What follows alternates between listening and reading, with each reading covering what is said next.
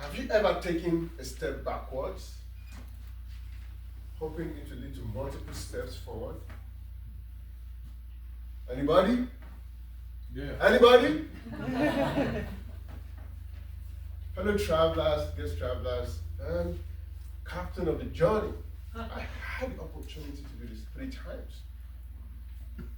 The first time this happened to me was when I moved from Nigeria to study in America for my master's. The second time was when I married into a different culture. As a Nigerian, I married an American lady. I was the most famous Nigerian prince for a minute. I know what you're thinking, I didn't count anybody. On the contrary, you look like you may know a Nigerian prince or 2. Third, I changed from my area of research, which was cancer, to HIV. When I think about this sequence of events, I moved from A to B to C. Something came to my mind. Do you want to know? The law of trade-offs. The law of trade-offs, as articulated by my mentor and the world's #1 leadership expert, John C. Maxwell, states that to gain something of a greater value, you have to give up something of a lesser value. Growing up as a kid in Nigeria, my dad would say, read novels by James Hadley Chase, solve mathematics all day. That is the secret to success. Even though it may mean as if you're taking a step backward. On the other hand, my mom would say, go to church. Find something to do to serve God. Pick a day in a week and fast about who you are going to marry. That is the secret to success. Even though it may mean as if you're taking a step backward.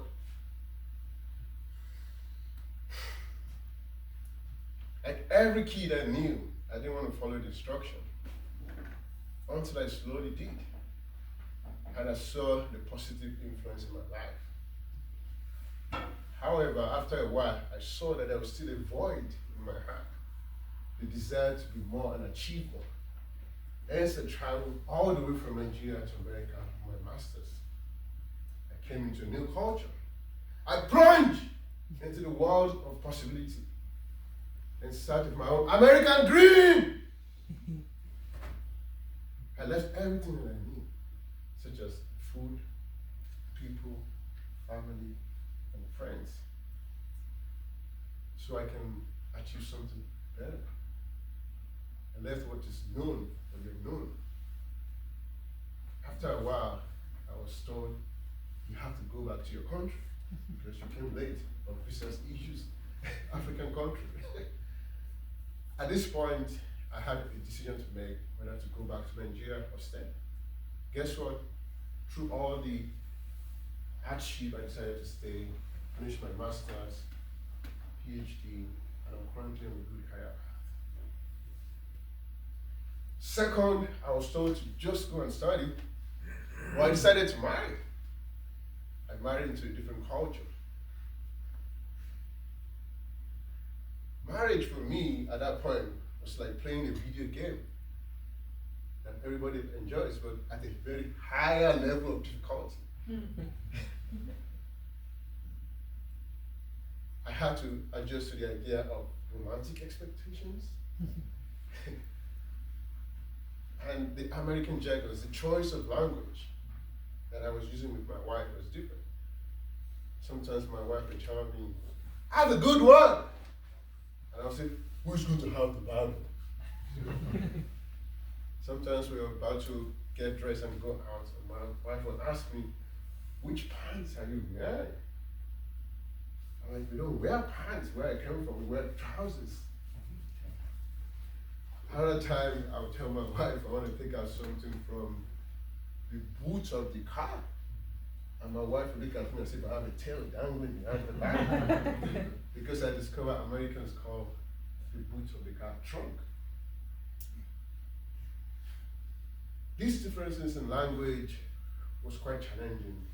But I can tell you today, I've been happily married for 11 years. and still counting. The third change was when I changed from cancer areas research to HIV. I was in the University of Miami doing my research. I had the opportunity to come to NIH here in Maryland, National Institute of Health, to do HIV research. I came down. It felt like I was climbing the ladder in one direction, get off the ladder, and go and climb the ladder all the way again. It felt like a wrong decision at first. But after some time, I discovered that being able to discuss in one area of research and the other was something that was really great. And I can see the benefit from others. Now, reflecting on all these decisions that I made, first, coming to America to study for my master's. Second, getting married into a different culture.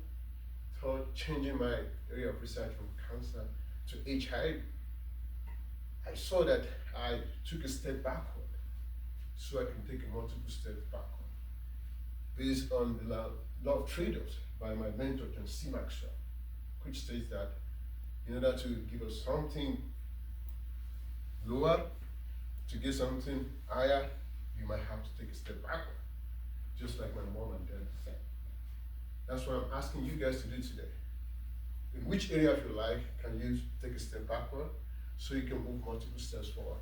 In line with the law of trade-offs, it may be a decision between time versus money, which we all love, growth or comfort, short-term pleasure or long-term success. Or even as a leader, you might want to decide whether you want to train more members of your team or you want to hire new members. Either way, it doesn't matter. Don't look at those that are ahead of you. The wise man said that there's always a room to overtake. Just take a step backward so you can move multiple steps forward. Captain of the